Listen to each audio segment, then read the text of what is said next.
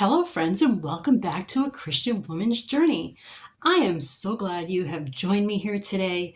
We are back in homeschool, and we're going to talk about another whole new subject. And I'm going to tell you how I went about homeschooling, vocabulary, and spelling. Okay, so we consider this under the banner of English. English was the common subject that we all had in school, and it comprised so many different areas, one of them being vocabulary and spelling. And let me just show you basically the book series that we use. This is from Abeka. This is the spelling, vocabulary, and poetry book that they put out. This one for each year. And it's a you can see a thin little book, but what I really loved about these is each week they give you about 10 to 20 new words for your students to go over, and they have very, very comprehensive lists. And I wish I could show you inside, but obviously it's copyrighted content. But I felt like the lists were very, very, like I say, comprehensive. And I felt like there were really a variety of different kinds of exercises, all different kinds of analogies, reviewing definitions, and just going over different kinds of exercises that I thought were really, really helpful. Fill in the blank in sentences, antonyms, synonyms. I really felt that these books, even though they're just tiny little books, they were really very comprehensive. Okay, so what else would I do? So for spelling, it depends on what kind of a speller I think your child is. One of mine was better than the other. I would have them simply for their words for the week, 10 or 20 of them, however many they had in their grade, to write those words between 3 and 10 times each, depending on how strong of a speller they already were. Now, I know some of you are saying, I'm just a terrible speller, I'm never going to spell okay. That may be, but I did find with doing this kind of practice, it did help spelling.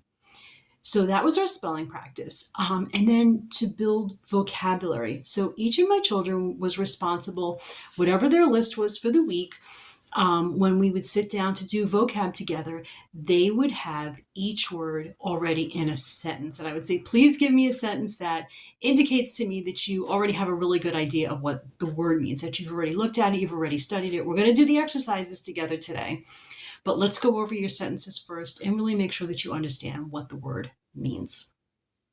Okay, so that's it for these. They were great. Now, when you're homeschooling, you know, sky is the limit.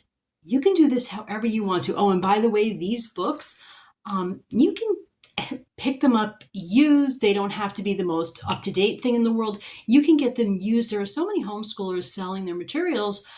Get them used for just a couple of bucks. Okay, other options, because like I say, when you're homeschooling, sky is the limit. You can go whatever route you want. Go to your library. That's a great idea too. See what you can find at your library. I was a student for a long time. I really enjoy vocabulary. So let me just show you some of the books I had that I just pulled off the shelf for my kids and recycled them with my kids in their homeschool. These were books that helped me in high school and college. So the lexicon, great book, just filled with vocabulary words. Barron's, I believe they do a lot of test prep, vocabulary book here. Again, something that I just had on the shelf and I recycled it and used it with my kids. Word Smart, you can find these in a lot of bookstores, or again, go, even new, this would be like $10, $12, used, secondhand, obviously much, much cheaper. Okay, so another thing we did in homeschool is we pretty much in my family, we like to read. We read constantly. And I would encourage my kids, whenever you're reading, you're almost kind of always doing vocabulary, even when it's not your vocabulary lesson or your vocabulary homework. When you read, never just read past a word. If you come to a word in your reading that you don't know, nowadays you don't even have to use a dictionary. We used to have to actually pick up a book, right? Just go to your phone, go online, and quickly there's an online dictionary. You can look up the meaning of that word. And you can have the definition immediately.